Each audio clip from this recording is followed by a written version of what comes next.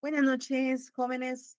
Gusto saludarlos. En un par de minutitos empezamos. Preparen, por favor, su material de principios procesales. Vamos a dar una breve introducción de cada uno de ellos. Muy bien, Gracias. Lisa.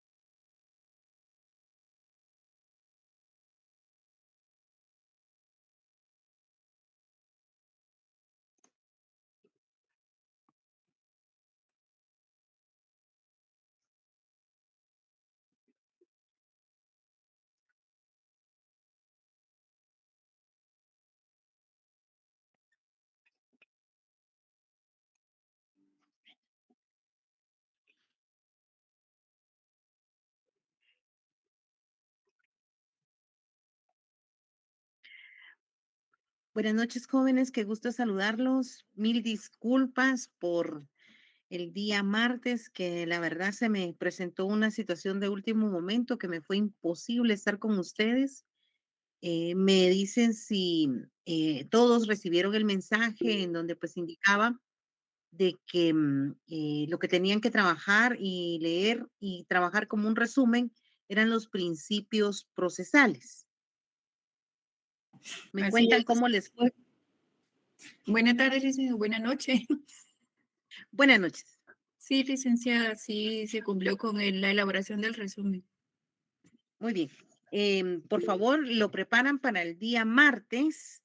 Me lo llevan, por favor, a la clase el día martes. Lo voy a estar recibiendo y este pues será como parte de su evaluación, ¿verdad? Dime, Leonel. Noche linda. Yo solo tenía una pequeña situación ahí que lamentablemente pues no logré mandarlo justo a la hora que usted indicó. en la cartelera de la tarea, pero hablamos con el auxiliar, nos apoyó y nos abrió nuevamente un cierto tiempo para poderla cargar. ¿Existe algún problema con ella? No, ninguno. Entonces, no te preocupes. Es Gracias. como él le dije que en ese momento, pues, dada la situación que yo tenía y que no podía estar aquí con ustedes, que fuera pues en ese sentido flexible de que ustedes pudieran cargar su tarea y que estuviera apareciera ahí en el sistema. No hay ningún Gracias, inconveniente. gracias, Leila. Dime, Dora. Licenciada, buenas noches. Con una consulta. Fíjese que yo hice mi resumen en el cuaderno. No sé si tendría que arrancar las hojas o tendría que hacerlo de nuevo para entregársela. No, si lo hicieron en el cuaderno, pues ustedes lo fotografían, lo suben en PDF y ya lo escanean. Recuérdense que lo pueden escanear, escanean y ya lo suben.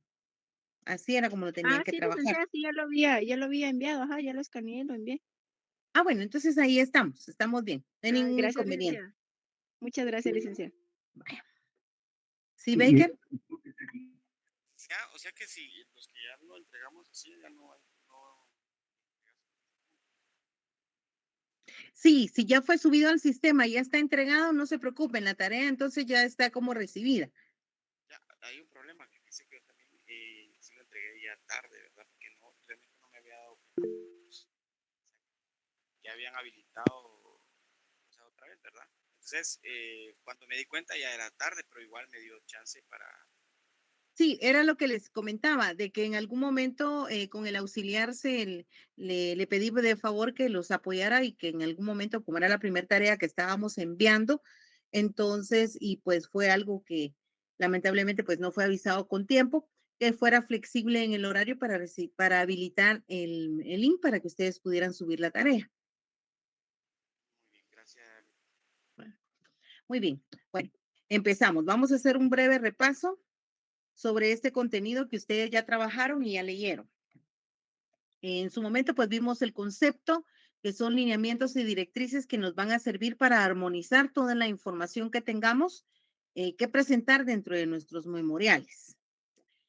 Pues nos dan definiciones diversas de cómo comprender y cómo interpretar qué son los principios procesales. En algún momento se determina que son ideas fundamentadas y ideas organizadas jurídicamente con el ánimo de poder mostrarle al juez la información o lo que nosotros necesitamos plasmar pidiendo el derecho que corresponde para el trabajador.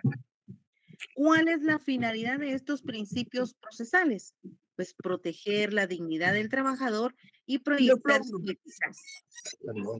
Alguien se le activó su micrófono, por favor verifique. No, no queda bloqueado.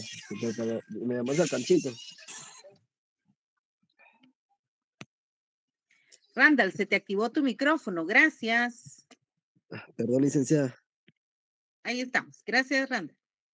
Como indicaba, la finalidad de estos principios procesales es eh, proteger esos derechos, maximizar esos derechos, a crear ese vínculo en donde el, el juzgador pueda ver los derechos que nosotros le estamos proyectando, porque pudiera ser que taxativamente no existan. Por ejemplo, alguna prestación que en su momento sola en esa entidad se da. Entonces, ¿qué vamos a hacer? Vamos a unir varias, varios formatos legales. En este caso, vamos a unir posiblemente el Código de Trabajo con la Constitución, Código Procesal Civil y Mercantil. Vamos a jalar ciertos elementos de cada una de estas normas, lo vamos a unir y le vamos a presentar al juzgador ese derecho. Y para esto recordemos que tenemos el artículo número 15 de su Código de Trabajo, que eso pues lo analizamos y lo vimos, ese nivel de interpretación o cuando hay algún vacío legal, cómo poder interpretar la norma, cómo poder reunir todos esos elementos y dentro de esto, pues la finalidad de los principios es, como ya lo dice, proteger la dignidad del trabajador, proyectar su eficacia tanto al iniciarse el vínculo laboral. Y usted se preguntará, ¿pero por qué dice solo el trabajador? Recuérdese, el que tiene que cumplir la obligación de pagar estas prestaciones laborales es el empleador. Pero si el empleador no lo cumple, pues nos vemos obligados a proteger esos derechos de los trabajadores. Entonces, es ahí en donde dice la finalidad de estos principios procesales es proteger la dignidad del trabajador y proyectar su eficacia, tanto al iniciarse el vínculo laboral como durante su desarrollo al momento de su extensión. ¿Sí? Buscando esa finalidad, funciones esenciales de los principios procesales: orientar e informar, buscar una normativa o bien integrar ese grupo de normas para poder dar forma legal a los derechos del trabajador, que sea interpretadora, unificante o de organización de política legislativa judicial. En ese momento, pues, encontrar elementos en diferentes normas o bien en diferentes artículos, ya sea la Constitución, de su código, del Código Procesal Civil y Mercantil, y venir y unir este derecho. Pregunto, vamos a ver un ejemplo acá, en funciones esenciales. Vamos a ver cómo estamos en derecho civil. Cuénteme, em, ¿a qué edad se adquiere la capacidad o qué clases de capacidad existen dentro del derecho civil? De goce y de ejercicio. De goce y de ejercicio. ¿Cuándo obtenemos esa capacidad de goce? Nuestra mayoría de edad. Y de Al nacer. ejercicio. Nacer, Lo de gozo es al nacer. nacer, De 1 ¿no? a Al 18 nacer. años. Muy De bien. ejercicio a la mayoría de edad. Desde la Y de concepción. ejercicio a la mayoría de edad. De A la goce mayoría. desde que nacemos. ¿Sí? Y de ejercicio cuando se cumple la mayoría de edad. ¿Y cuándo se cumple la mayoría de edad? 18. 18 años. años. 18 Guatemala. años. Bueno, entonces, ¿qué sucede con un adolescente que necesita trabajar, necesita llevar alimento a su familia, ya que posiblemente se quedó sin sus papás y él es en ahora la cabeza de la familia? Existe una capacidad relativa, la excepción a esa regla general. ¿En qué artículo encontramos es la capacidad relativa?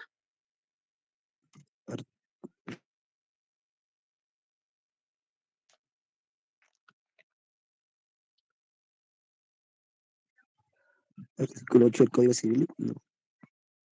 Artículo 8 del Código Civil. ¿Qué dicen los demás colegas de la sección? sí, en el tercer párrafo, Lida. ¿Mm? ¿Qué dice? Los menores que han cumplido 14 años son capaces para algunos actos determinados por la ley. ¿Mm? Licenciada, yo creo que está Ahí en el estará la capacidad. 259, Ajá. capacidad relativa de los menores. No sé si lo leo. Por favor.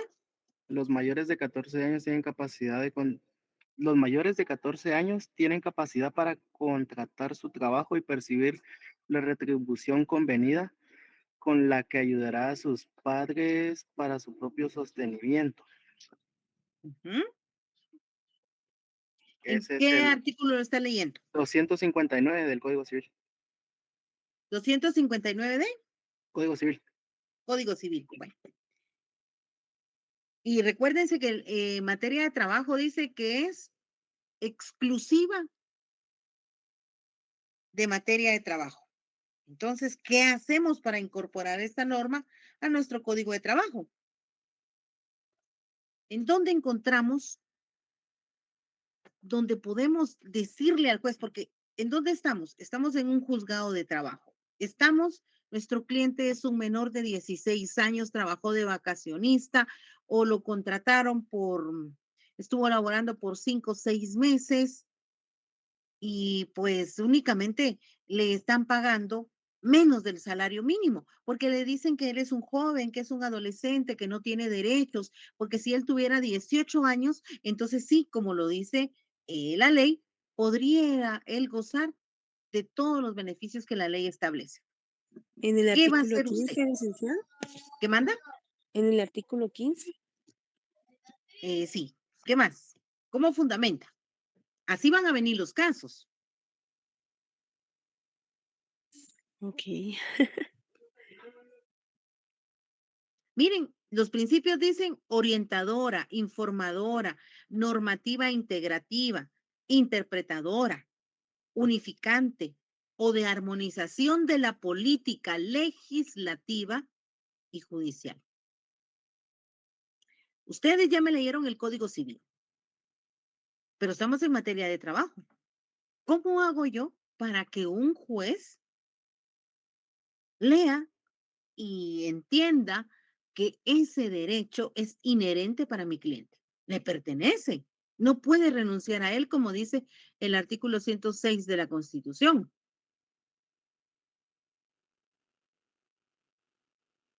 Yo les dije que leyeran la parte de los contratos, que leyeran las jornadas. Licenciada, El ICDA sería el artículo 32 del Código de Trabajo. 32. Vamos a ver qué dice el artículo 32. Te escuchamos. Los contratos relativos al trabajo de los jóvenes que tengan menos de 14 años deben celebrarse con los representantes legales de estos y en su defecto se necesita la autorización de la Inspección General de Trabajo. El producto del trabajo de los menores a que se refiere el párrafo anterior lo deben percibir sus representantes legales o la persona que tengan a su cargo del cuidado de ellos, según la determinación que debe hacer la Inspección General de Trabajo en las autorizaciones a que alude este artículo. Ujú. ¿Están todos de acuerdo con Kenneth? Solo podemos ver el artículo 32. ¿Alguien está en licenciada, desacuerdo? ¿Sí, Randall? yo Licenciada. considero que también el artículo 15 del Código de Trabajo, Ujú. ¿Cómo el- unes tú la información? Dime.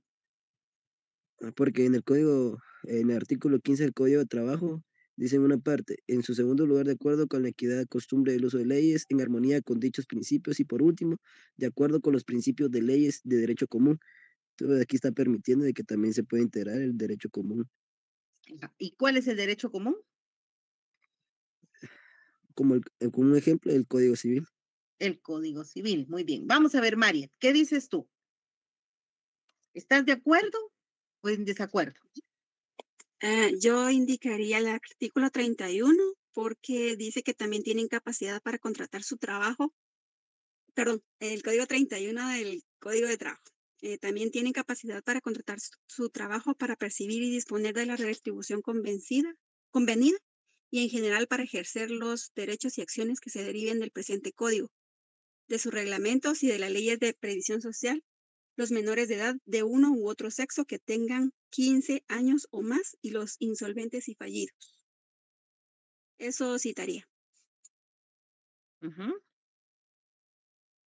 ¿Sigo leyendo?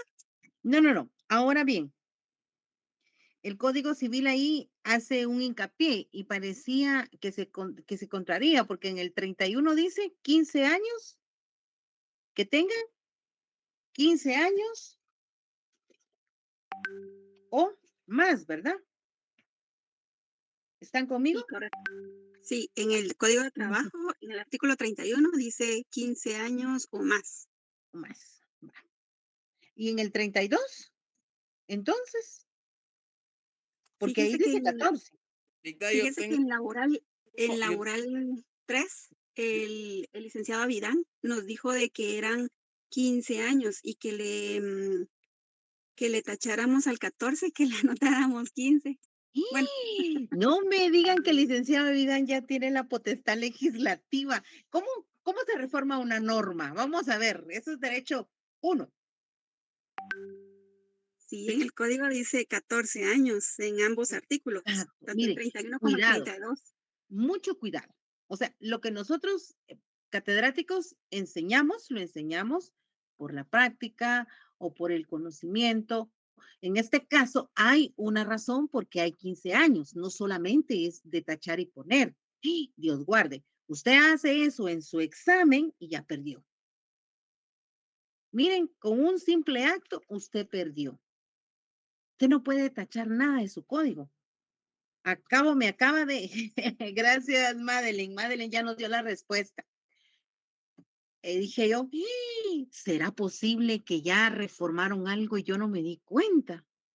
Y acabo de comprar un código totalmente actualizado del derecho del trabajo y ahorita me tardé un poquito porque lo estaba revisando y yo dije, no, son los mismos 14 años. O sea, por eso me entró la duda. El artículo 31, por favor, anótele capacidad relativa y que no se le pase por alto. Capacidad relativa. ¿Y por qué es una capacidad relativa? Porque esta Licenciada, es la excepción del artículo 259 del Código Civil. Porque el Código Civil dice a partir de los 18 años. Pero esa es la capacidad de ejercicio, ¿verdad? Ahora, una capacidad relativa es porque el Código de Trabajo solamente para trabajar, para laborar, nos permite ser sujetos dentro de una relación de trabajo a partir de los 14 años. Eso dice nuestro Código de Trabajo. Y en el artículo 31, obviamente, pues dice los menores de edad, de uno u otro sexo, que tengan 14 años o más, y los insolventes y fallidos, ¿sí? O bien los que estén quebrados o sin crédito. A eso se refiere. Ahorita te doy la palabra, Diana. En el artículo 32, ¿quiénes podrán ser sujetos de esa contratación? Pues los, los que tengan los jóvenes que tengan menos de 14 años deben de celebrarse con los representantes legales de esto. Recuérdense que en todos los casos, usted como abogado laboralista, tiene que recomendarle a su cliente, posiblemente un patrono, en donde usted, toda contratación que haga, tiene que hacerla bajo las normas legales, a través de la Inspección General de Trabajo. Ese permiso tiene que estar autorizado. El joven que quiere elaborar tiene que presentar sus cartas solicitando ese empleo por la autorización de los padres y explicando cuál es la razón por la cual un menor de edad está laborando. Vamos a ver, Diana, por el orden. Dime, Diana. perdón, licenciada, es que me perdí. ¿Dónde dijo que a qué artículo le colocáramos capacidad relativa? Artículo 31 del Código de Trabajo. Ok, capacidad Y le relativa. hacen el llamado al artículo 259 del Código Civil. Porque en el 259, como ya lo indicaron, ahí aparece la capacidad de ejercicio y capacidad de goce. Ok, gracias, Lita. Carlos, dime, Carlos. Sí, licenciada, también recibí clases con el licenciado Vidán y mencionó lo de la edad de, a partir de qué edad. Y él hizo referencia al convenio 138 de la Organización Internacional de Trabajo y también hizo referencia al acuerdo ministerial 260-2019, artículo 4, inciso A. Y en Vamos a ver, el, Carlos, despacito. Vamos a ver, vuelve a repetirlo otra vez despacio para que los compañeros anoten. Hay que anotar la información completa, no solamente tachen, no, pongan entre paréntesis, mire, la explicación o agarren un post-it y ahí hacen su anotación para que no se les olvide. Por favor, Carlos, despacito. sí, él mencionó el convenio 138 de la OIT y también que estaba refrendado por Guatemala en el acuerdo ministerial 260-2019, artículo 4, inciso A.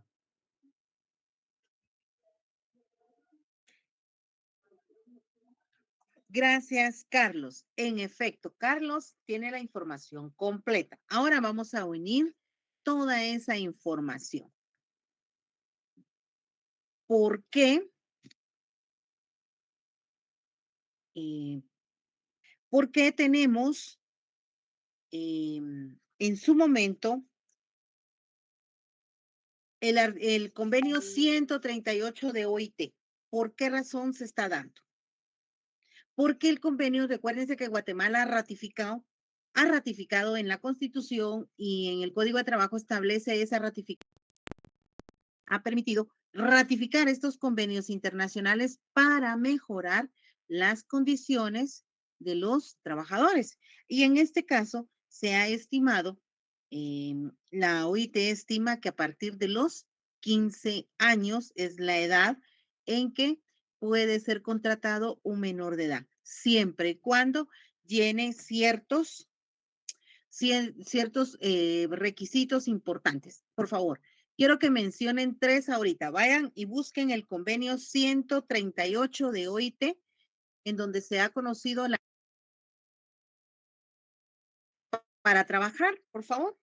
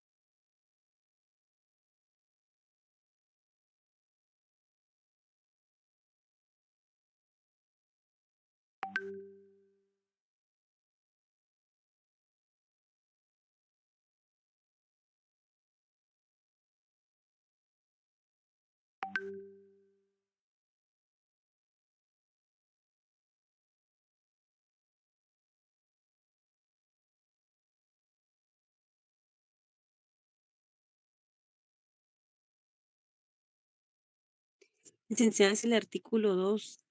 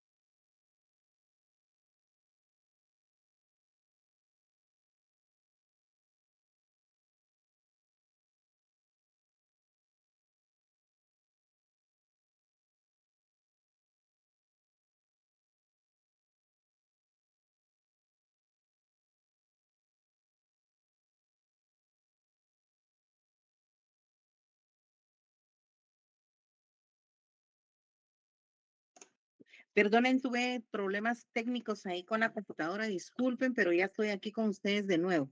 Bueno, ¿me escuchan? ¿Me pueden oír? Sí, licenciada. Ok. Sí, licenciada. Entonces, estábamos trabajando en el artículo 31 y 32 de su Código de Trabajo. Cuando usted tenga un caso de un menor de edad y necesite hacerle saber al juez que ese menor de edad sí tiene derecho a que se le pague un salario, el salario que estaba, un salario mínimo o bien el salario que corresponde al puesto que le he prometido, aunque sea menor de edad, tiene derecho a que le paguen todas sus prestaciones laborales y que se le respete los derechos que son irrenunciables. Entonces, buscamos armonizar un conjunto de normas. Vamos acá a los principios, integramos también, como ya lo dijo la compañera, nos vamos al artículo 15, integramos todo lo que podamos integrar sobre principios, costumbres, normas propias del derecho del trabajo, convenios internacionales. Ya vimos que en este caso tenemos convenio 138. Luego, podemos debatir que sí existe esa capacidad de trabajar. Ha llenado los requisitos, presentó los permisos de los padres de familia, pero el patrón nunca, nunca gestionó este procedimiento ante la Inspección General de Trabajo. Entonces, el que está cayendo en desobediencia es el patrón. Y ahí es donde usted también, como abogado laboralista, puede asesorar a su cliente, a los patronos, indicando que tienen que llenar todos los requisitos de ley. Vamos a ver, ¿qué ya entró elementos importantes del artículo, perdón, el convenio 138? Gracias, vamos a leer acá. Se dice.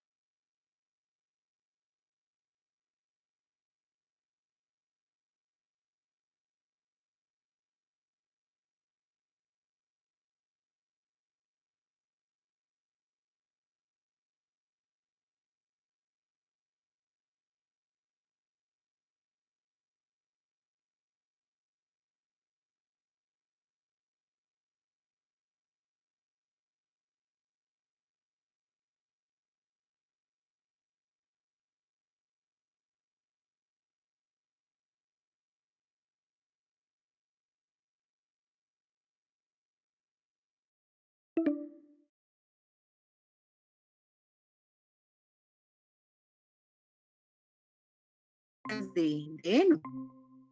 Y lamentablemente, pues, en la máquina, el joven, ahí sí que inexperto, eh, inmaduro posiblemente en la ejecución de ese trabajo sin la precaución debida, pues la máquina le cercenó la pierna. Era tan triste ver esa escena, este cuadro, en donde la máquina por un poco y se lo traga él completo, pues, pero lograron todavía eh, extraerlo, pero ya la máquina le había devorado su pierna. A esto se refiere proteger. Esto se refiere el Código de Trabajo, se refiere a la Constitución, que pueden tener el derecho de ejercer ese derecho de tener trabajo, de buscar un trabajo, una remuneración económica, pero sin que se perjudique, sin que se menoscabe su integridad como persona, su salud, en donde pues no se ponga en peligro, en riesgo emocional y psicológicamente al niño o al adolescente. Otro caso, no sé si usted se recuerda, esto sí fue reciente, en donde unos mecánicos pues le dieron a beber algo al jovencito y el niño murió en el acto.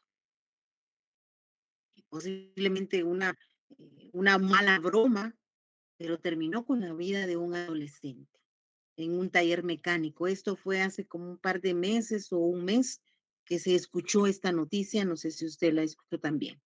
Entonces, ahí es donde el derecho del trabajo viene y protege y busca que las normas pues, vengan y protejan y vengan a, a que pueda eh, superarse esas condiciones. Y por eso dice acá, proteger la dignidad del trabajador y proyectar su eficiencia tanto al iniciarse el vínculo laboral como durante el desarrollo y al momento de su extinción. Eso es lo que se busca, proteger la dignidad del trabajador, que muchas veces es menoscabada. Orientadora, informadora, eso es lo que buscan los principios procesales, orientar al legislador, ilustrarle al legislador cuáles son esas pretensiones laborales que se tienen y por qué se tiene derecho a las mismas.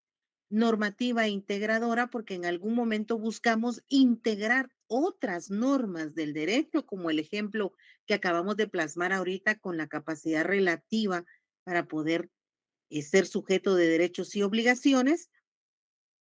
El Código Civil establece 18 años, pero el Código de Trabajo establece 14, pero los convenios internacionales nos dicen que pues a los 15 años.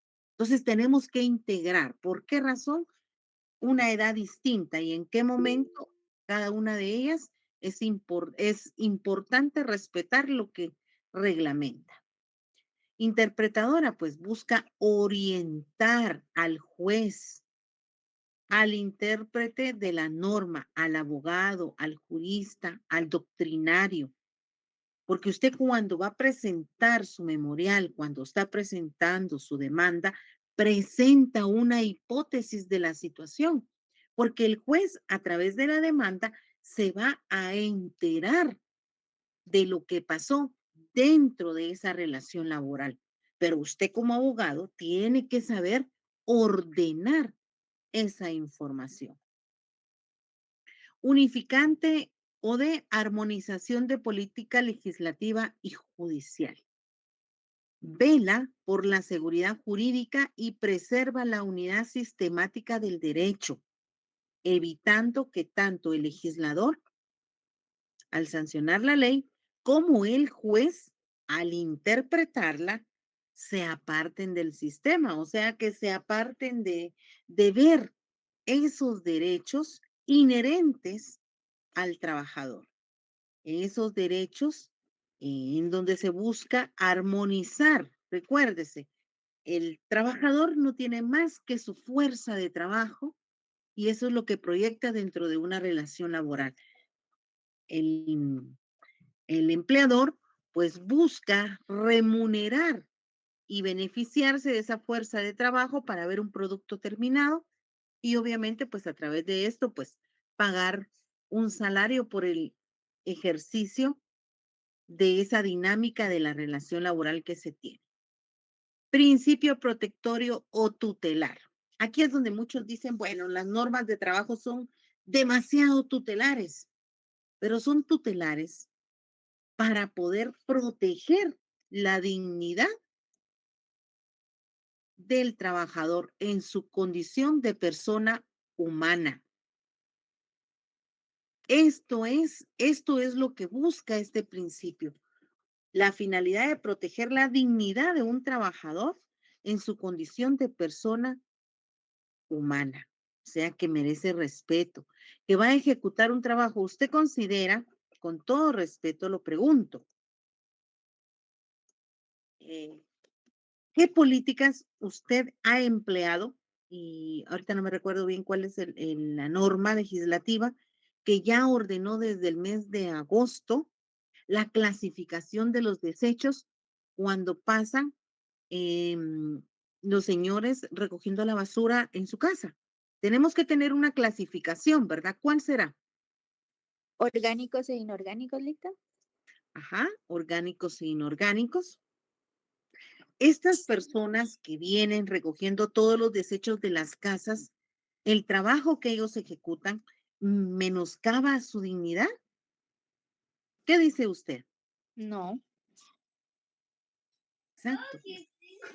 Ellos ejercen un trabajo, ejercen una función específica dentro de nuestra sociedad, así como está un policía resguardando la seguridad de las calles, una enfermera atendiendo en los hospitales, en los sanatorios, como están los maestros impartiendo clases, como están en las oficinas, en una actividad dinámica, en el ejercicio de la economía del país, todos realizan una función importante dentro de nuestra sociedad. Entonces, lo que busca este derecho, este principio protectorio tutelar es dignificar a la persona como un trabajador, pero que se respete principalmente porque es una persona humana, tiene necesidades, tiene derechos a los cuales se tiene que respetar. No es una máquina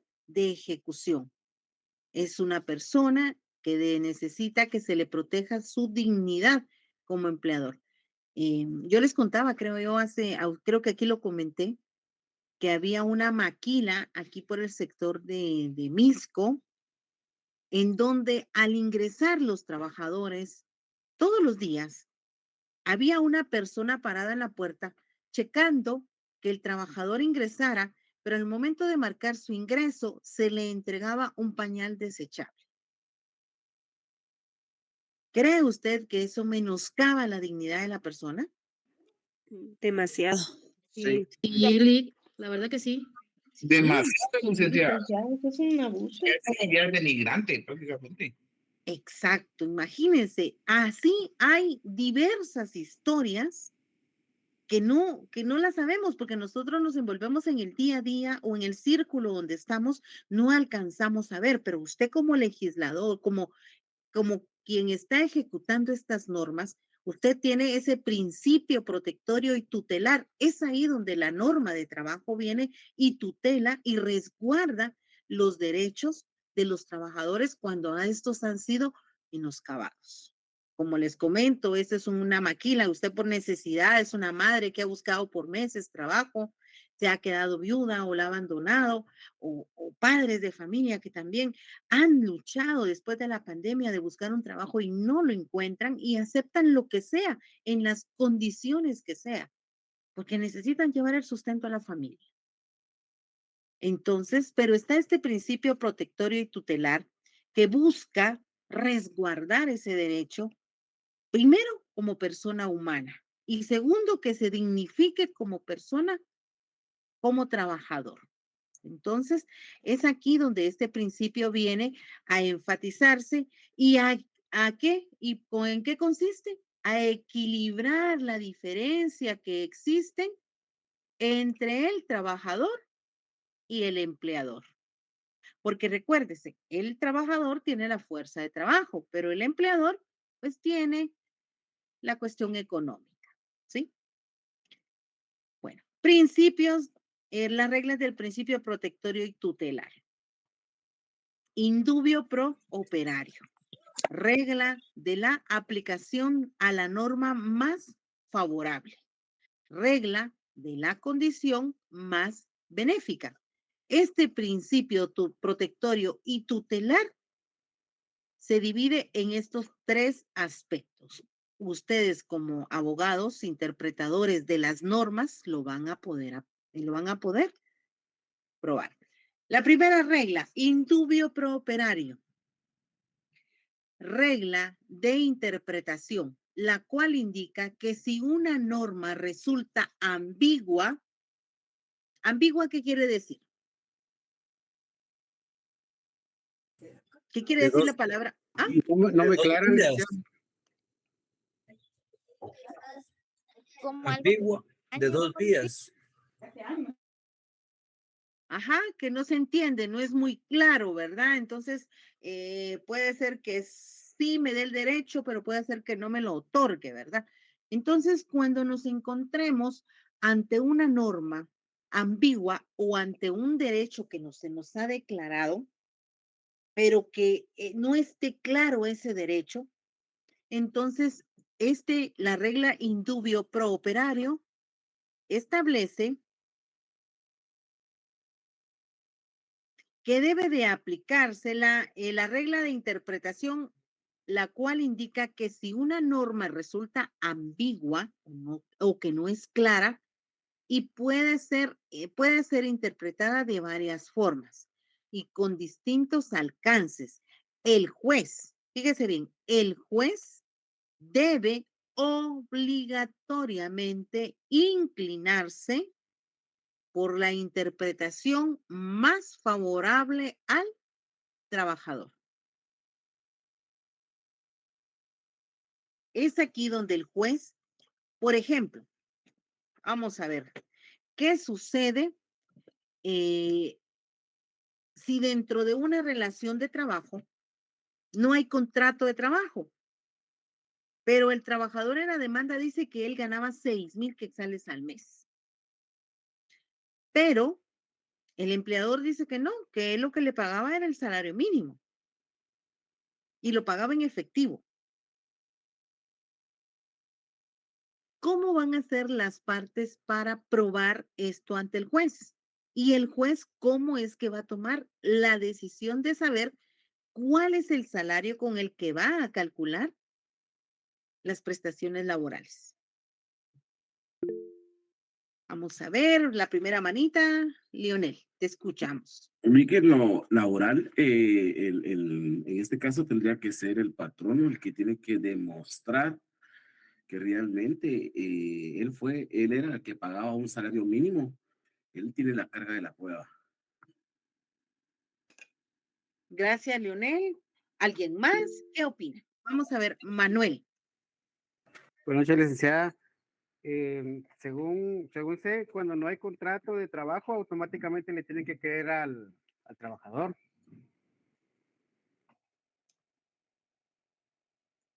Se le debe de creer al trabajador. Ajá, lo que él dice. Lo que se establece. Muy bien.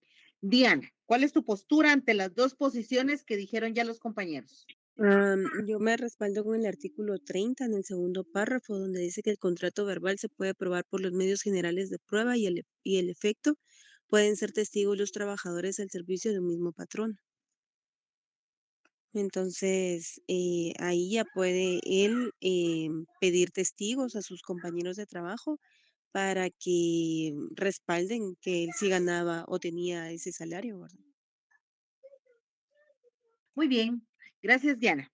Diana ya nos orientó legalmente hacia dónde podemos proyectarle. Recuérdese que nosotros tenemos la obligación como abogados de sustentar la tesis que usted presente.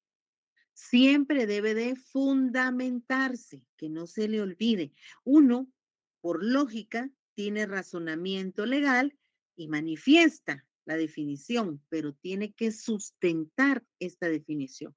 En efecto, existe la obligación. Los contratos pueden ser por escritos o pueden ser verbales, ¿verdad? Según la clasificación de los contratos. Recuerden que los contratos pueden era parte de lo que ustedes tenían que estudiar por su cuenta. El contrato individual puede ser verbal, pero recuérdese, hay ciertas características que un contrato puede ser verbal. Artículo 27, vamos a ver, porque el patrono dice, no, nosotros de palabra, yo no había contrato, pero yo de palabra contrajimos la obligación. Artículo 27, el contrato individual de trabajo puede ser verbal. Puede ser verbal cuando se refiera, número 1, a las labores agrícolas y ganaderas. No, porque él estaba trabajando en una oficina, pues. 2, servicios domésticos. Tampoco, estamos hablando que trabajaba en una oficina. Número 3, a los trabajadores accidentales o temporales, pero que no excedan de 60 días. Miren, pues, ¿puede haber un contrato verbal? Sí, es la excepción a la regla, ¿sí?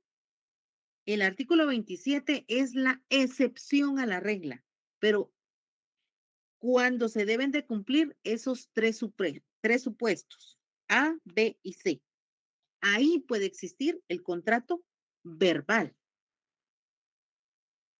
pero no puede exceder, la misma ley dice que no deba de excederse de 60 días. Entonces, en esta situación que se le presenta al juez, el empleador no presentó ningún medio de prueba, solo le dice, mire, yo le pagaba el salario mínimo. Y él porque ha calculado sus prestaciones con un salario de 6,000 quetzales cuando él, en los 2 años que laboró en la entidad, jamás devengó ese salario. Pero, ¿de quién es la obligación? Ahora vamos a lo que dijo la compañera en el artículo 30. La inversión de la carga de la prueba. ¿Quién es el que está obligado a presentar todos esos medios de prueba? La parte empleadora.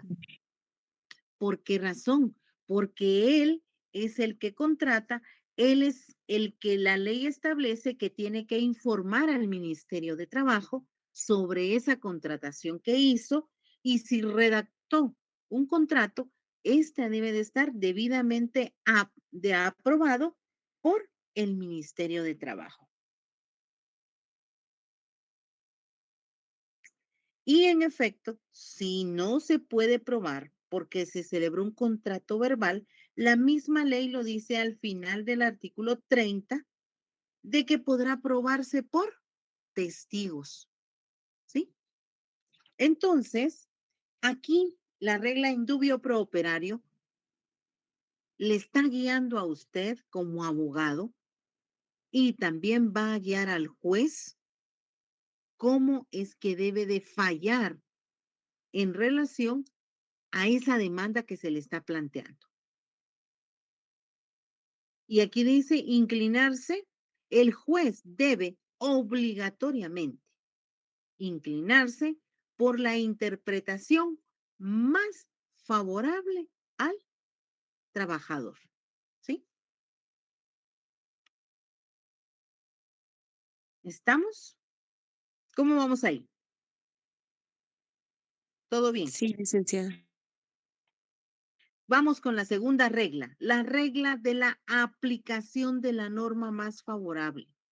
Regla de la aplicación, la cual establece que cuando se presentan dos o más normas aplicables a una misma situación jurídica, el juez debe inclinarse por aquella que resuelve más favorable al trabajador, aunque sea de jerarquía menor.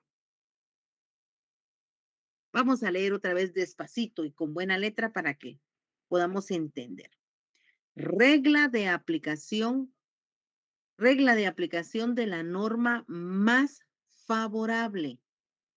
La regla de aplicación, la cual establece que cuando se presentan dos o más normas aplicables a una misma situación. ¿Cuándo nos sucede esto? Hace un ratito les di el ejemplo de la edad, ¿verdad? Bueno, el Código Civil dice que la mayoría de edad para ser sujeto de derechos y obligaciones está a los 18 años. Código Civil. El Código de Trabajo establece que hay una excepción a la regla, el artículo 30 y el artículo 31 y el artículo 32, en donde establece de que las personas o los menores de 14 años sí pueden ser sujetos de una relación laboral. Ya tenemos dos normas. Bueno, ¿a cuál le vamos a hacer caso? ¿Al Código Civil, que dice que es a partir de la mayoría de edad? ¿O al Código de Trabajo, que dice que es a partir de los 14 años? Aquí nos está diciendo que aquí existe que tenemos que presentar una carta, una autorización de la Inspección General de Trabajo, nos está pidiendo requisitos, pero nos marca una edad. Y las dos normas son ordinarias, Código Civil y Código de Trabajo. Pero también, como Guatemala ratificó el convenio 138, relativo a menores de edad, trabajo forzoso, hay una serie de convenios en donde se ha establecido la protección al trabajador. Esa no es una norma ordinaria, los convenios internacionales, pero nos fijan un parámetro y nos dicen que a partir de los 15 años. Ahora, ¿qué hacemos? Aquí dice la regla de aplicación más favorable al trabajador. El patrón no va a decir, mire, no tengo derecho, no puedo pagarle sus prestaciones laborales porque la ley establece que hasta los 18 años él puede ser sujeto de derechos y obligaciones.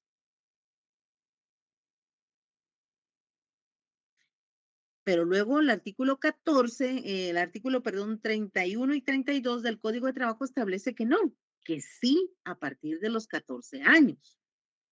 sí puede ser sujeto de derechos y obligaciones. Él sí puede reclamar esas prestaciones laborales. Ahora bien, ¿qué va a hacer el juez ante esta posición que se le presenta? ¿Qué cree usted? ¿Cómo el juez debe de fallar? Va a fallar a favor del trabajador porque según esta segunda regla dice aquella que resulte más favorable al trabajador, Al aunque trabajador. esté en jerarquía inferior. Ujú. ¿Quiere saber usted cómo piensa un juez? ¿Usted ha escuchado la expresión cuando dicen el juez resuelve en conciencia? El juez laboralista resuelve en conciencia. ¿Lo ha escuchado alguna vez? No. Los voy a adelantar 10 años luz. Alguien sí dice. Bueno, Abner dice que sí. Ok. Vamos al artículo 269. 269, por favor. Vamos a ver si no me equivoqué en el artículo. Ahorita les corrijo. Viajen conmigo al artículo 269. Sí, 369, ya me equivoqué. Es 300.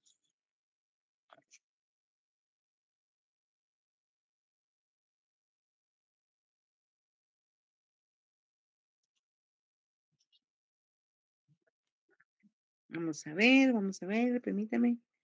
No sigo mal ustedes. 361. Aquí está, perdonen. 361. Ahora sí.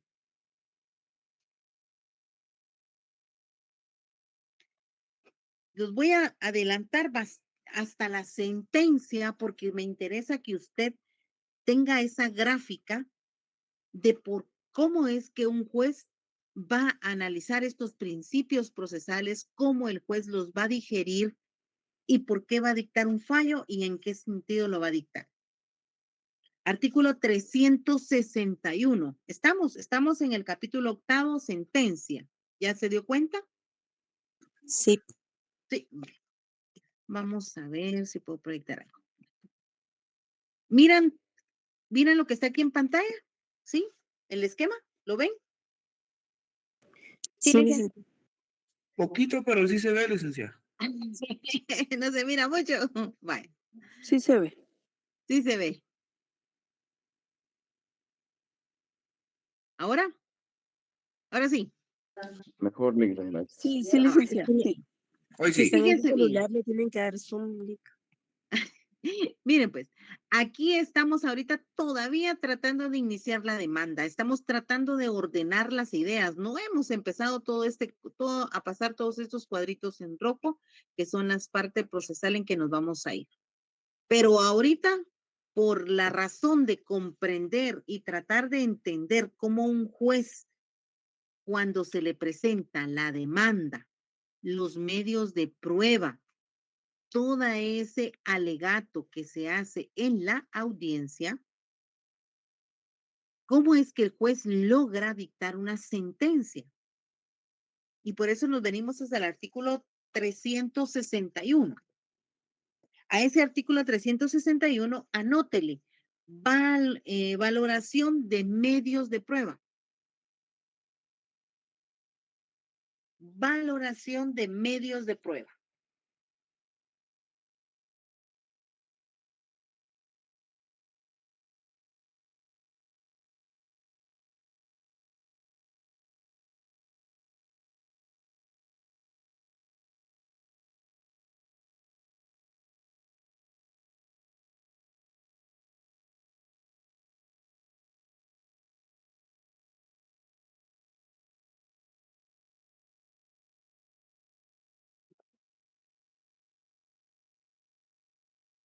¿Ya estamos? Ya, licenciada. Muy bien. Fíjese bien, voy a leer despacio y escuche, por favor. Artículo 361.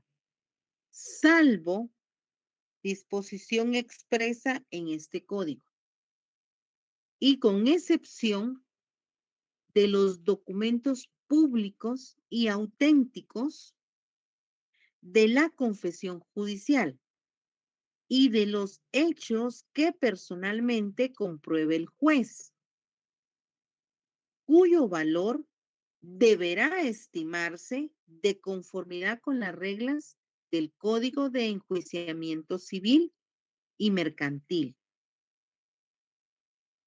Cuando se refiere a este Código de Enjuiciamiento Civil y Mercantil, es al Código Procesal Civil y Mercantil, ¿oyeron? A ese es que se refiere.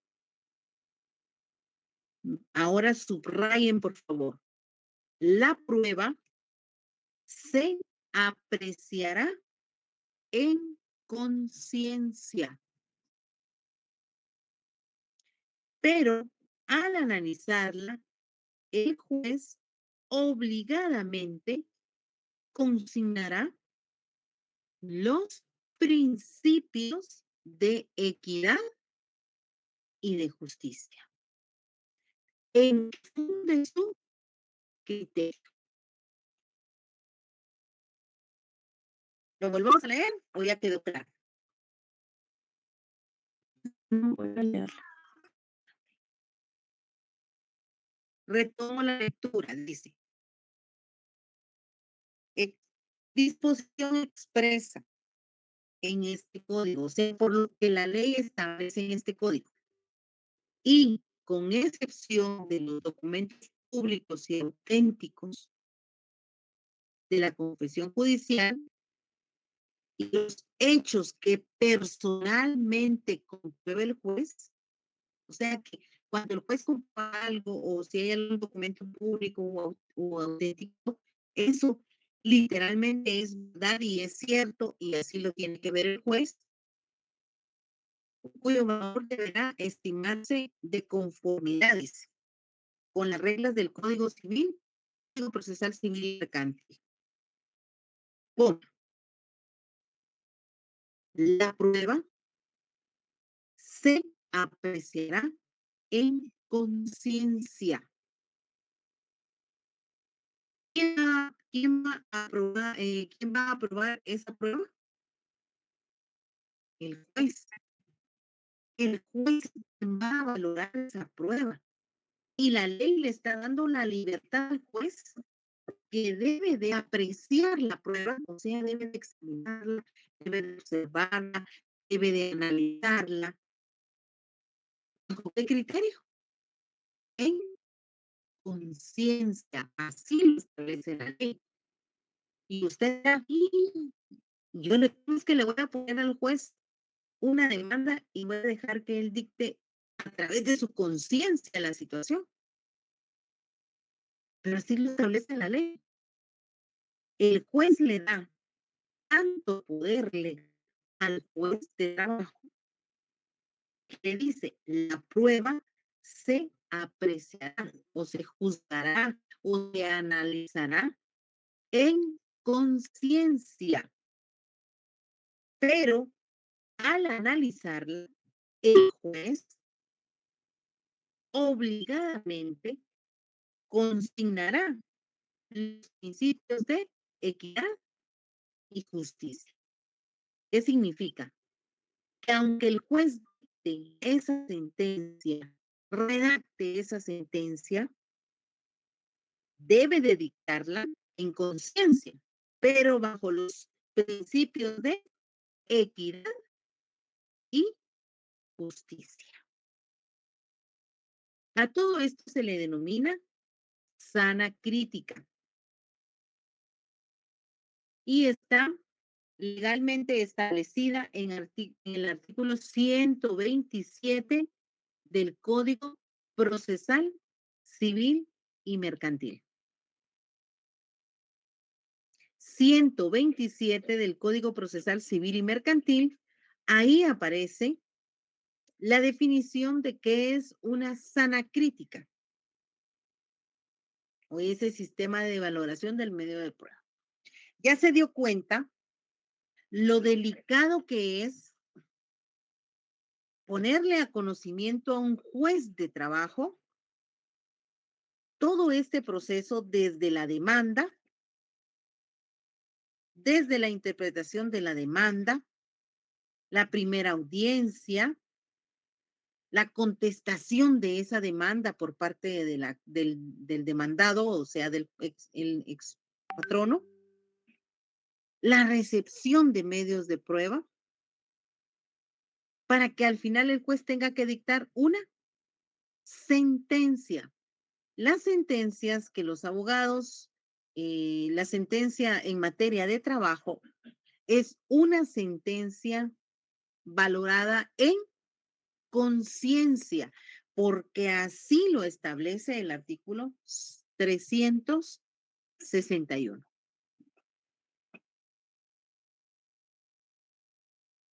¿Quedamos claros? ¿Hay dudas? ¿Hay algún comentario? Todo claro, licenciada. Licenciada, disculpe, a mí me queda una curiosidad. Dime. Por muy grave que sea la sentencia, siempre el juez determinará hacerlo según el código, el artículo 361, en que apreciará la prueba en conciencia, por muy grande que sea o por muy grave que sea la demanda. Así es. Primero, corrijo, el artículo 361 no existe. Es 361. ¿Oyeron? Ahí vayan acostumbrándose, porque cuando a ustedes les toque que fundamentar en su privado, si el abogado, los examinadores le escuchan hablar a usted, el 410, ¿y eso qué es? Es una nomenclatura. El 360. No entiendo, ¿es una llave o qué es, verdad? Sí. Entonces, ahí, Abner, en cuanto a lo que tú me mencionas, en efecto, los jueces de trabajo tienen la potestad y la ley les da esa libertad de analizar en conciencia. Por eso es que en algún momento siempre van a haber impugnaciones más adelante para poder manifestarse si no se está de acuerdo con lo que se haya manifestado por parte del juez, pues impugnar la sentencia, apelarla para que un tribunal superior venga y revise esa sentencia que el juez dictó. Pero sí, el juez tiene la libertad y la potestad de dictar la sentencia. El juez que recibe todos los medios de prueba dentro de una audiencia tiene la obligación de dictar su sentencia, o sea, su fallo en cuanto a la demanda que se le ha presentado. Ninet, dime.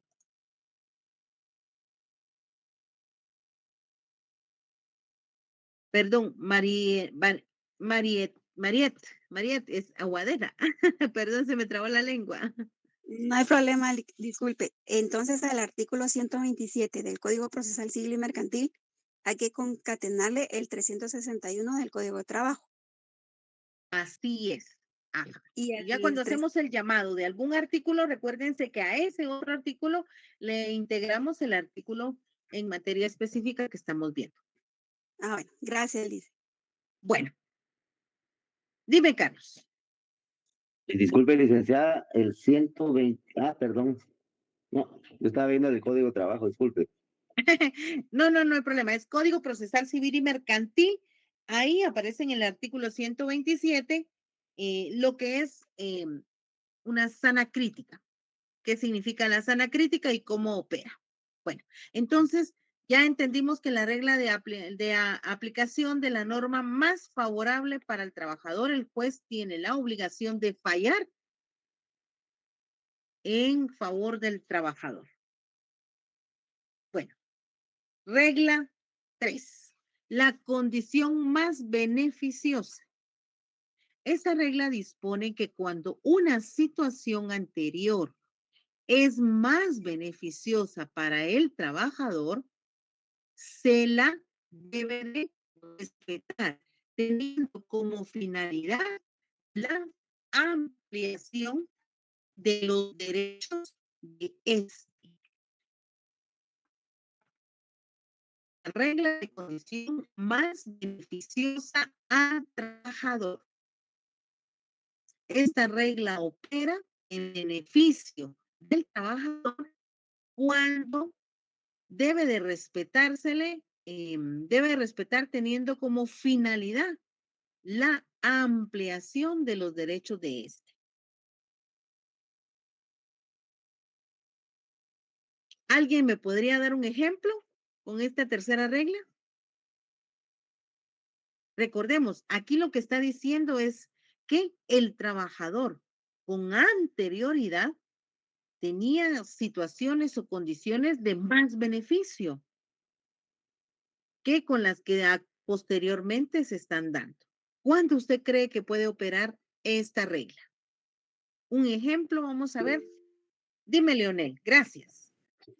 Podría operar, por ejemplo, en el caso de empresas que en ocasiones son vendidas, y ya cuando estos nuevos dueños las adquieren, quieren rebajar de cierta manera alguno de los beneficios que han tenido los trabajadores, o se trata la manera de pactar situaciones a manera de que o aceptan las condiciones nuevas o se van.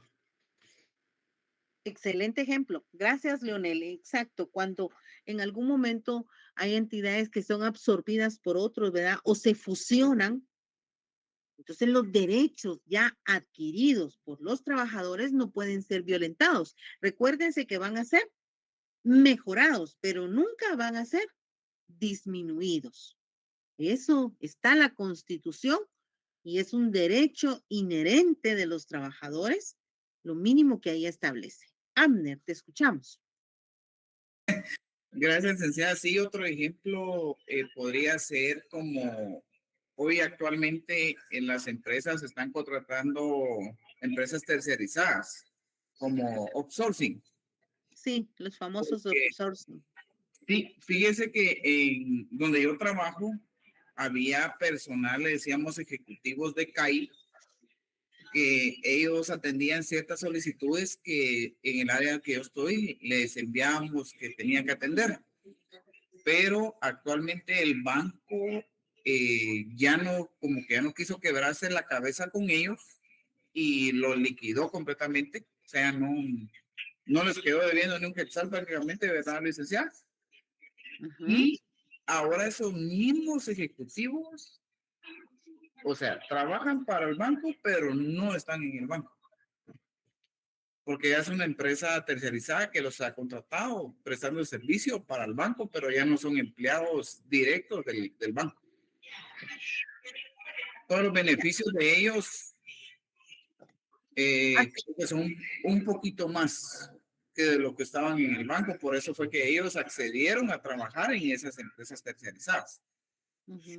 Sí, al final viene y tratan de confundir, dan esa confusión de la relación laboral y tratan de confundir al trabajador, que era lo que les decía. Por eso es que este principio protectorio, al principio dice, este principio tiene como finalidad proteger la dignidad del trabajador en su condición de persona humana, en la cual consiste en equilibrar las diferencias preexistentes entre el trabajador y el empleador, evitando que quienes se desempeñan bajo su dependencia jurídica de otros sean víctimas de abusos que ofendan su dignidad en virtud del poder diferente de negación y desequilibrio jurídico económico que existe entre los dos. Obviamente, bien lo decía la compañera, en el artículo 30 del Código de Trabajo establece la inversión de la carga de la prueba. Al patrono le corresponde en su momento presentar toda la serie de documentos, porque el trabajador jamás va a tener acceso a esta información, porque en el ejemplo que ahorita presenta el compañero, muy claro, pues se fusionan o bien despiden, obligan al trabajador. Recuérdese que todos los trabajos se caracterizan por ser a tiempo indefinido. Y las relaciones no pueden cambiar, al contrario, van a mejorar Si se disminuyen esos derechos, ya lo vimos en el artículo número 12, perdón, del Código de Trabajo, que es nulo ipso iure. Como lo quiera escribir, como lo quiera poner con letra itálica o Time Roman, pero es ese derecho el que no se va a poder violentar del trabajador. Y en el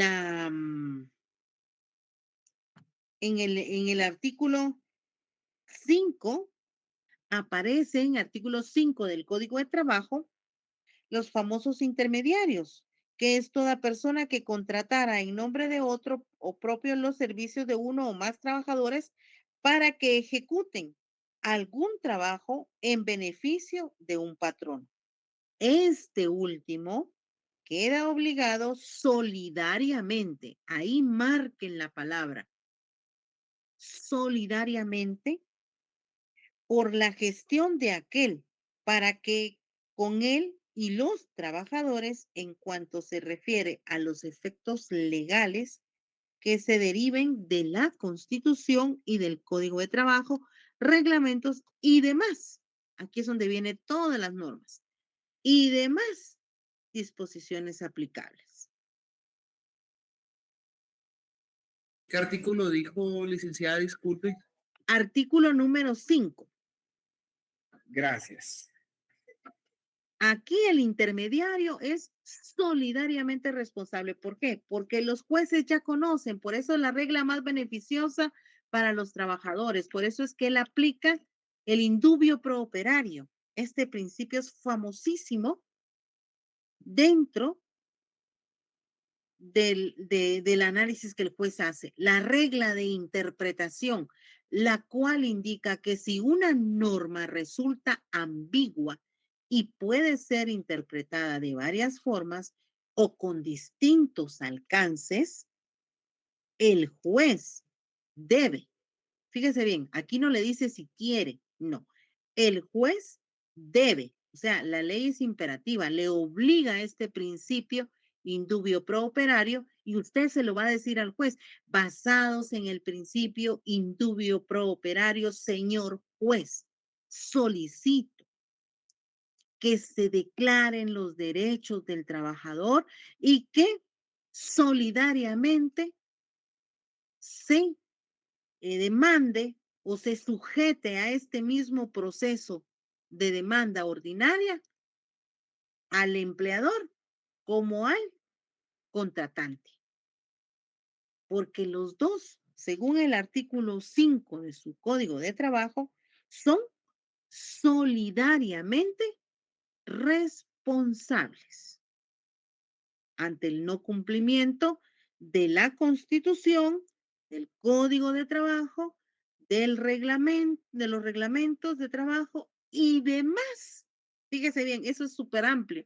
Y cuando usted escuche y demás, ahí puede meter todas las normas que quiera. Disposiciones aplicables. El juez, fíjese bien qué dice acá, debe obligatoriamente inclinarse por la interpretación más favorable al trabajador. ¿Sí? ¿Cómo vamos ahí? ¿Vamos bien? Sí, licenciada. Entonces, ¿qué manda? Solo confirmando su cuestionamiento. Ahí ya nos está quedando más claro.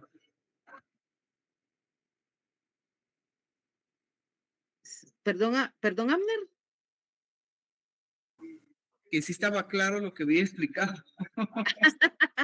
Bueno, perdón, yo escuché una pregunta, disculpa. Ok, muy bien. Entonces estamos clarísimos, ¿verdad? Ya vimos este principio, miren, las 3 reglas del principio protectorio y tutelar. Estos, miren, le van a dar una forma impenetrable a su demanda. Indubio pro operario, regla de aplicación de la norma más favorable y regla de la condición más beneficiosa. Hay que aprenderse bien estas 3 reglas. Principio de irrenunciabilidad. Ya lo hemos visto. ¿Cuál es el fundamento legal que tenemos del principio de irrenunciabilidad? 106 de la Constitución. Muy bien. ¿Y en el Código de Trabajo? Artículo 12. Artículo 12. Muy bien, gracias. Pues chica, ustedes ya son todos unos laboralistas, ya se dan cuenta cómo va cambiando su mentalidad y su forma de pensar. Principio de la continuidad de la relación laboral. Aquí es donde venimos, y yo sé que usted ya leyó todo lo relacionado a los contratos de trabajo, y está de más que yo mencione lo siguiente, porque usted ya se lo sabe. Perdone si lo aburro. El contrato de trabajo, según la modalidad que se tiene, puede ser, según la clasificación del contrato de trabajo por la modalidad, puede ser a plazo indefinido, a plazo fijo y a plazo determinado, ¿sí? Entonces, este principio busca resguardar toda contratación, se presume que es a tiempo indefinido, a menos que ciertas características se den y se establezca que es un contrato a plazo fijo o a plazo determinado. El artículo 25 y 26 le darán esa respuesta. Pero este principio protege aquellas relaciones de trabajo. Usted ha escuchado que dicen por reorganización interna. Por eso fue despedido. Sí, ¿verdad? Sí, Por licenciada. reorganización interna. Eso no es una justificación. El artículo 25 y 26 establece 25. A tiempo indefinido cuando no se especifica fecha para su terminación. A usted lo contratan y le dice cuándo empieza. Pero si no está anotado y consensuado la fecha en que usted va a terminar su relación laboral, ese contrato es a tiempo indefinido. A plazo fijo. Artículo 25. Estoy leyendo el artículo 25. Cuando se especifica la fecha para su terminación o cuando se ha previsto el acaecimiento de algún hecho o constancia. ¿Qué quiere decir esto? Ustedes saben que muchas veces contratan a empleados en su momento porque hay los laborantes titulares están suspendidos por el ICS o han pedido alguna licencia, pero hay un tiempo de inicio y un tiempo de finalización. Ahí tenemos a plazo fijo. ¿En algún momento usted ha visto alguna compañero de trabajo o compañera de trabajo que se ha suspendido por periodo de maternidad, verdad? Su pre y Sí, postnatal. Entonces ahí el contrato es a plazo fijo porque van a contratar a una persona solo mientras dura esa ausencia. Esta persona interina no puede venir a alegar una relación laboral porque el contrato fue a plazo fijo, fecha de inicio y fecha de finalización. Y a obra determinada, pues lo mismo, dice, cuando se ajusta globalmente o en forma al alza el precio de los servicios, del trabajador y se establece cuándo, en qué momento terminará la obra y esta, pues terminará la relación laboral o el vínculo que en ese momento se está generando. Pero este principio dice, principio de la continuidad de la relación laboral. Este principio establece que en caso de duda entre la continuación y no del contrato de trabajo o respecto de su duración, se debe resolver a favor de la existencia de un contrato por tiempo indeterminado. ¿Cuándo cree usted que va a operar este este contrato, este principio, ¿cuándo usted lo va a hacer valer ante el juez?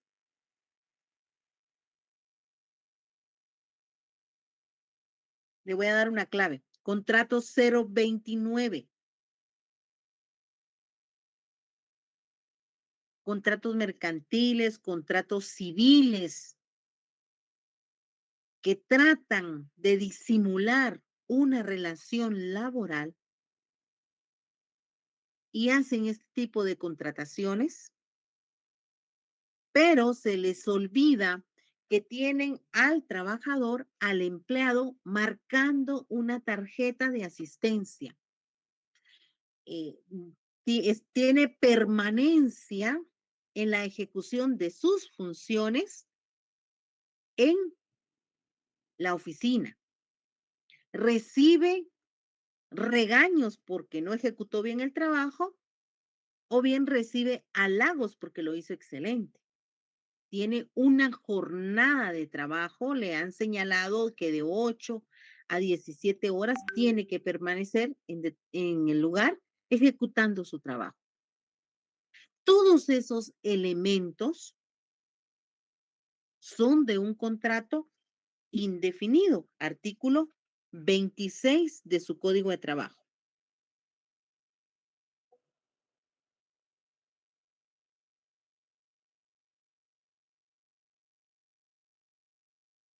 Dice, todo contrato individual de trabajo debe de tener por celebrado por tiempo indefinido.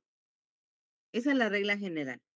Salvo, esa es la excepción, salvo prueba o estipulación lícita y expresa en contrario. Era lo que les decía con relación a los interinos, que es contratado un interino mientras el periodo de maternidad de la titular termina, él debe de estar en el puesto de trabajo. Segundo párrafo del artículo 26.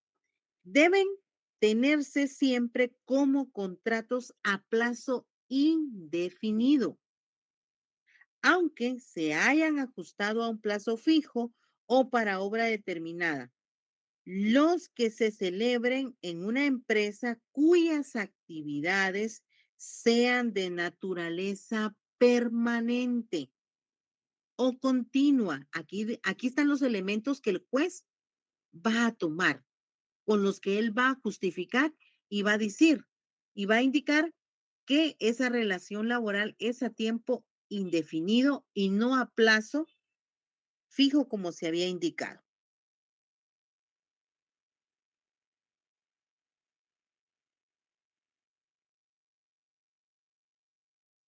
Entonces, el artículo 26 nos define qué es una contratación a tiempo indefinido. Y este principio establece que en caso de duda entre la continuación o no del contrato de trabajo o respecto a su duración, se debe resolver a favor de la existencia de un contrato por tiempo indefinido.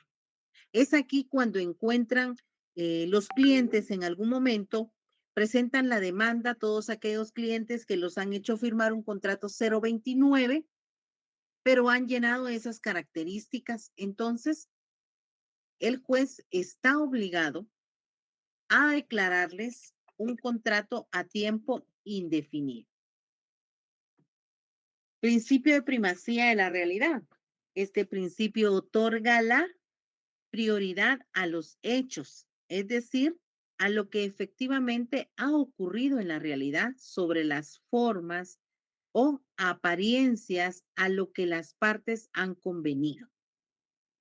El contrato de trabajo es un contrato, es contrato de realidad. Bueno, muchas veces cuando firman contratos, obligan a los trabajadores a firmar un contrato y a renunciar de una bonificación anual, de un bono 14, de su periodo vacacional, ¿sí? Entonces aquí, con este principio de la primacía de la realidad, lo que hace es sujetar a las partes a que no pueden contratar vulnerando la ley. Aunque en un contrato de trabajo esté establecido de que renuncia a sus vacaciones, de que renuncia a sus prestaciones laborales, la primacía de la realidad le está diciendo que no es así. La ley establece que hay derechos mínimos irrenunciables y que no pueden dejar de percibirse. Principio de buena fe, pues se entiende en su momento que tanto el actor, tanto el empleador como el trabajador van a eh, realizar una relación de trabajo sin ninguna dificultad. Y obviamente, pues ambos van a cumplir con sus obligaciones y con sus derechos. Principio de equidad. Este principio de equidad posibilita que el juez, ante una solución disvaliosa en un caso concreto por aplicación estricta de la norma, no se transforme en un esclavo. A eso se refiere. Principio de la equidad. De la letra ley que deba de aceptar el sumit ins y el juris, sino que sea parte de la letra para aplicar el espíritu de la ley, para lograr una solución más justa. En los considerandos de su código de trabajo, ahí aparecen varios principios en donde se establecen en el al considerando cuarto considerando dice derecho realista y objetivo. Aquí va de la mano con este principio de equidad y de justicia. Se recuerda que el juez, ese es el principio, el de equidad, el que tiene por obligación analizarlo, establecerlo y dictarlo en la sentencia. Ahí lo plasma, equidad y de justicia. Entonces, un juez tiene estrictamente que sujetarse a la norma, pero en su momento, cuando el Código de Trabajo en el artículo 361 le dice que tiene que aplicar, evaluar la situación en conciencia. ¿Qué significa? Que debe de aplicar ese conocimiento de la ley a modo de que la resolución al problema sea un problema basado en justicia. Es ahí la aplicación de este principio. Economía procesal, pues ya conoce usted que entre menos actos procesales se den, pues la viabilidad del proceso pues se ejecuta más rápido. En su momento, pues se espera que cuando sea declarado el derecho en favor del trabajador, pues inmediatamente el patrono pues pague las prestaciones laborales y que no sea necesario llegar a un embargo, a que se embarguen las cuentas o que se subasten, ¿sí? Economía procesal busca que la celeridad y la rapidez de la tramitación del proceso sea efectivo. Además, que todos los actos y procedimientos que se den judiciales son gratuitos. Eso es lo que manifiesta. Principio de concentración, pues en menor cantidad de actos procesales, mayor número de audiencias. Principio de impulso procesal de oficio. ¿Qué establece esto? Recuérdese que al juez se le va a interponer una demanda. Y ese es el primer acto que se va a realizar. Se interpone, perdón, mi tocaya, tenés activado tu audio. Aura Vanessa.